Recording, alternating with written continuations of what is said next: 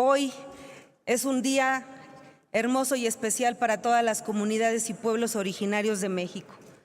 Esa felicitación extensiva para ellos, para nosotros, es también para los promotores de este proyecto de ley que hoy se ve completamente premiado.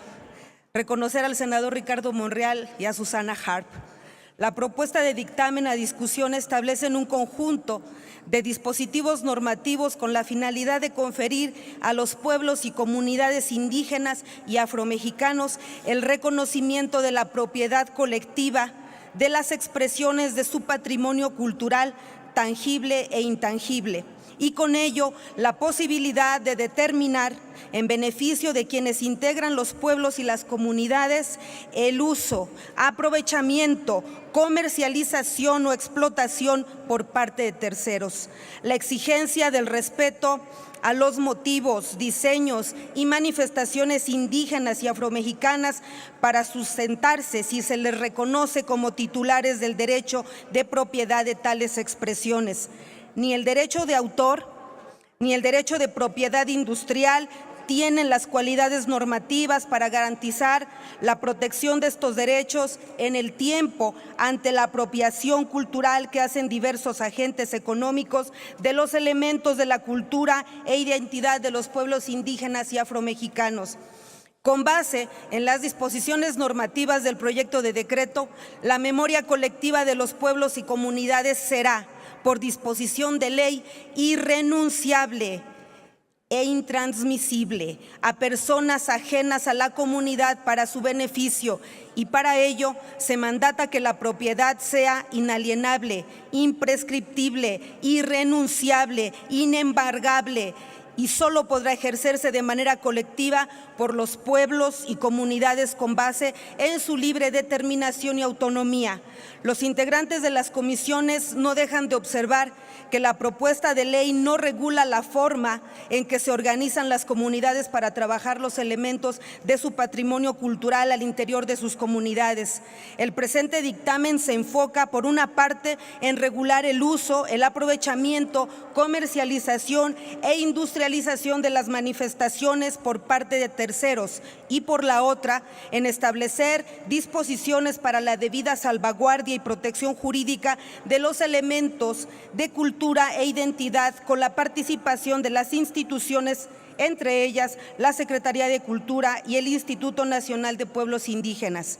Por lo anterior, el proyecto de decreto que se somete a votación cumple con una de las inquietudes que fueron expresadas en las conclusiones generales respecto de la consulta convocada por el Instituto Nacional de Pueblos Indígenas, que fue el reconocimiento, fortalecimiento y protección de todos los elementos que constituyan su patrimonio cultural tangible e intangible, así como de su propiedad intelectual colectiva, en el marco del Foro Nacional de Consulta de los Pueblos Indígenas y Afromexicanos, celebrada el 8 al 16 del 2019. En este sentido, es de señalarse que la petición reiterada por la creación de un mecanismo jurídico que protegiera de la apropiación indebida o uso y aprovechamiento no consentido de las expresiones del patrimonio cultural de los pueblos y comunidades indígenas y afromexicanos.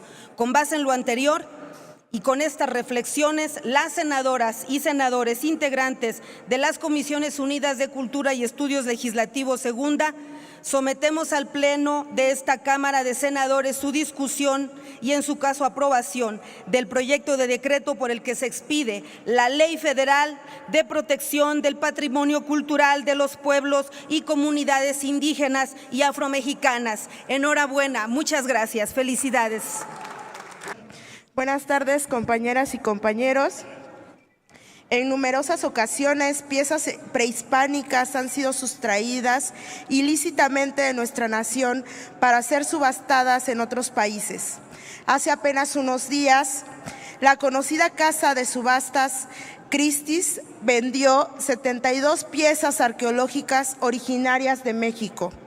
Entre ellas una hacha maya que se utilizaba para el juego de pelota, una mascarilla de piedra de 1500 años de antigüedad de la ciudad de Teotihuacán y una estatuilla de la diosa de la fertilidad, Cihuateotl. Ello a pesar de los exhortos realizados por las autoridades mexicanas a fin de que se detuviera la venta de nuestro patrimonio. Incluso la casa parisina de subastas Drouot tiene previsto realizar un remate para el día de mañana, 19 de noviembre, en el que se encuentra una urna funeraria zapoteca procedente de la zona arqueológica de Monte Albán, Oaxaca. Debemos de tenerlo claro, el patrimonio de México no está en venta. Las piezas arqueológicas son bienes invaluables que representan la cultura de México y forman parte de nuestra identidad nacional.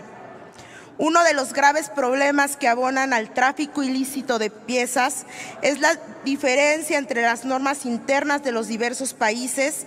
Es por ello que se requieren instrumentos internacionales que permitan establecer mecanismos que protejan el patrimonio cultural de las mexicanas y los mexicanos. Desde hace décadas, México se ha sumado a iniciativas internacionales para combatir el flagelo del tráfico de patrimonio cultural, como la suscripción en 1970 de la Convención sobre las medidas que deben de adoptarse para prohibir e impedir la importación, exportación y transferencia de propiedad ilícita de bienes culturales.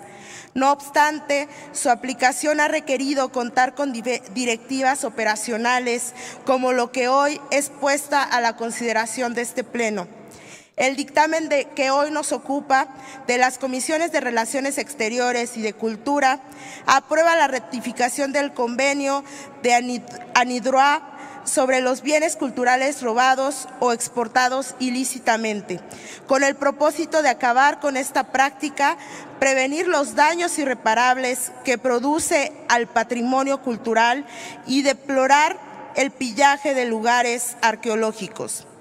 Este instrumento, adoptado en 1995, contiene un cuerpo mínimo de normas jurídicas comunes con miras a la restitución y a la devolución de los bienes culturales entre los estados, sin importar la existencia de registros o inventarios. Es de señalarse que este convenio ha sido suscrito por numerosos países, entre los que se encuentran Italia, España, Japón y China.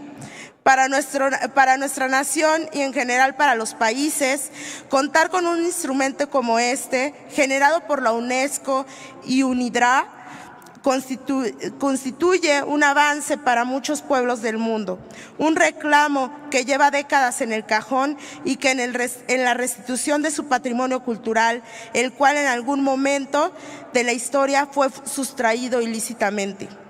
La venta de bienes culturales constituye un delito al fomentar y contribuir con el tráfico ilícito y la delincuencia transnacional organizada. Les pido su voto a favor de este instrumento para que las dependencias correspondientes estén en mejores posibilidades de exigirle a otras naciones la restitución del patrimonio de las y los mexicanos. Durante décadas, las instituciones responsables de la custodia de patrimonio cultural han hecho grandes esfuerzos para hacer un registro y catalogación de las grandes cantidades de bienes inmuebles que heredamos de nuestros antepasados y que sigue aumentando conforme se hacen nuevos hallazgos. Pero este convenio les dará herramientas para la recuperación de los bienes culturales de nuestro país.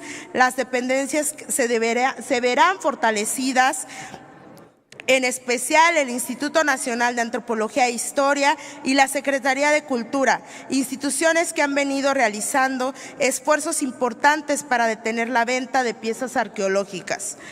La Convención sobre las medidas que deben adoptarse para prohibir y prevenir la importación, exportación y transferencia de propiedades ilícitas de bienes culturales data desde París de 1970, pero tuvo muchas dificultades de implementación porque las reglas jurisdiccionales en todos los países son diferentes.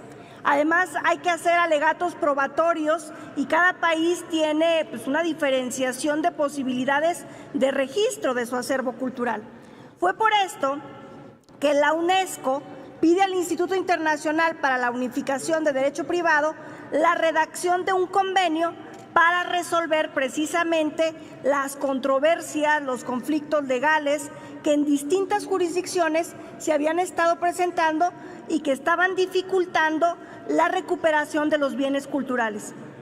Viene ahí, por cierto, en el dictamen que el doctor Sánchez Cordero estuvo participando en la redacción de esta y otras normas que tienen que ver con la recuperación de la cultura para los países.